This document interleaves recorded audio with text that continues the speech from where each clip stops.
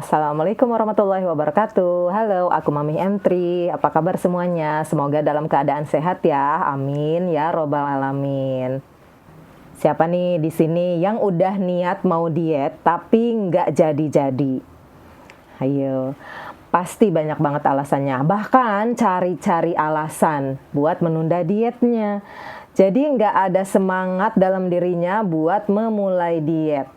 Harus ditampar nih kayaknya. Ditampar dengan kata-kata yang bahkan harus menyakiti hati dulu. Biasanya baru mau semangat gitu ya. Kalau kita udah dapat kata-kata sakit dari orang-orang sekitar kita, bahkan orang terdekat kita.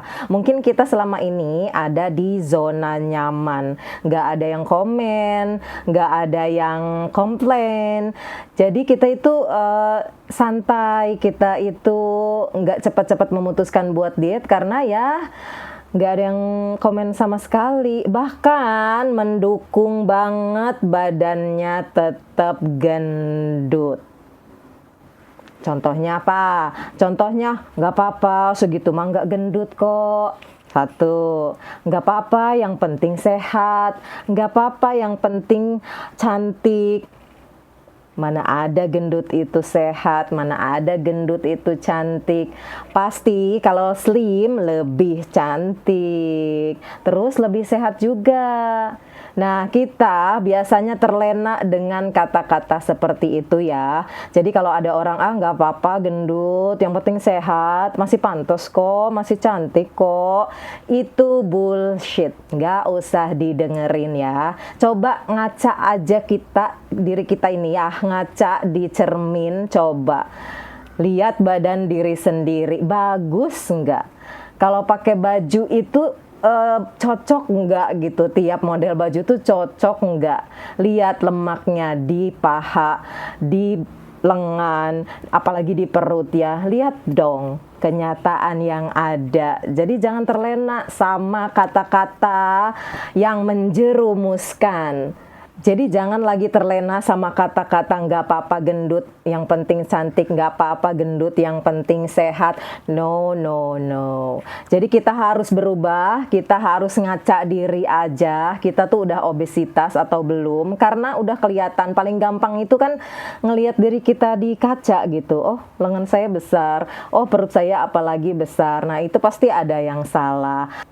Atau gini, nggak ada orang yang bilang nggak apa-apa gendut, yang penting cantik, nggak apa-apa gendut, yang penting sehat, atau kamu nggak gendut kok gitu, atau nggak ada ya yang bilang gitu. Nah, badan kita itu kan kita yang punya, kita yang rasain. Coba pas badan kita gemuk, berat badan kita berlebih, apa yang dirasa? Coba tulis sendiri jawabannya, apa yang kita rasa pas badan kita itu gemuk. Contoh, 1, sakit lutut.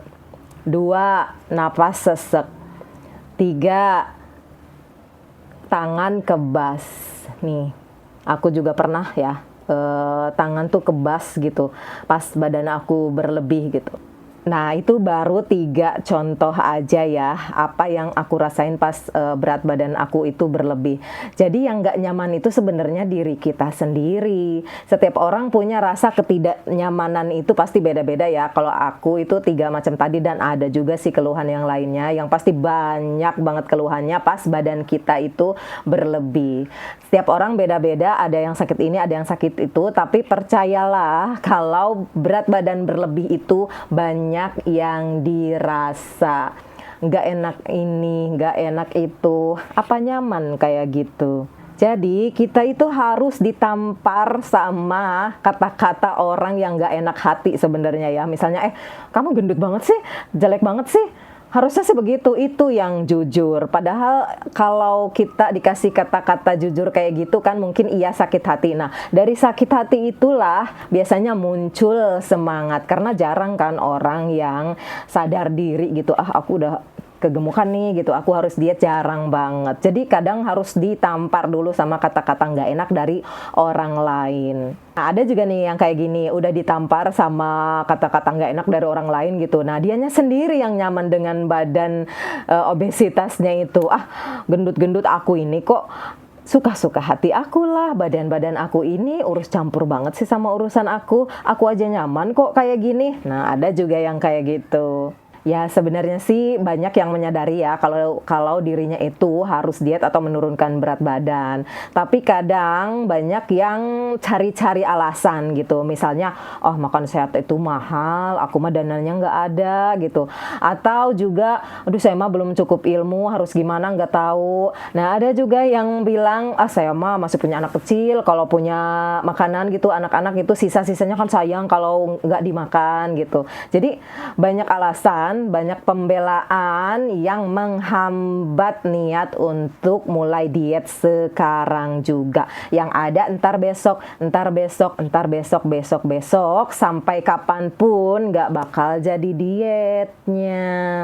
Jadi banyak banget ya ternyata yang mencari-cari alasan untuk menunda dietnya, termasuk aku dulu juga kayak gitu.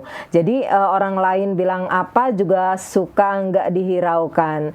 Kalau bercermin juga berasa masih nyaman gitu. Nah tersadarkannya itu ketika sudah kena penyakit, baru di situ aku sadar, aku mulai kembali ke pola makan sehat. Tapi tepatnya bukan kembali ke pola makan sehat ya, baru mulai. Karena puluhan tahun lamanya aku hidup itu pola makannya berantakan banget. Apa yang aku suka aku makan dengan porsi yang berlebih, nggak peduli itu protein, nggak peduli itu banyak mengandung tepung, minyak dan lain-lain. Yang penting enak aja gitu. Yuk mulai sekarang juga ya dietnya, jangan cari-cari alasan lagi untuk diri kita sendiri, untuk kesehatan tubuh kita sendiri, bukan untuk siapapun.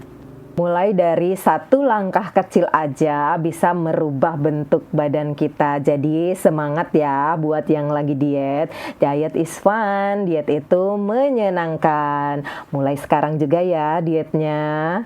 Oke, sampai di sini dulu ya video aku kali ini. Semoga videonya bermanfaat. Kalau suka videonya, boleh like, komen, share, dan subscribe ya. Sampai ketemu lagi di video aku selanjutnya. Assalamualaikum warahmatullahi wabarakatuh.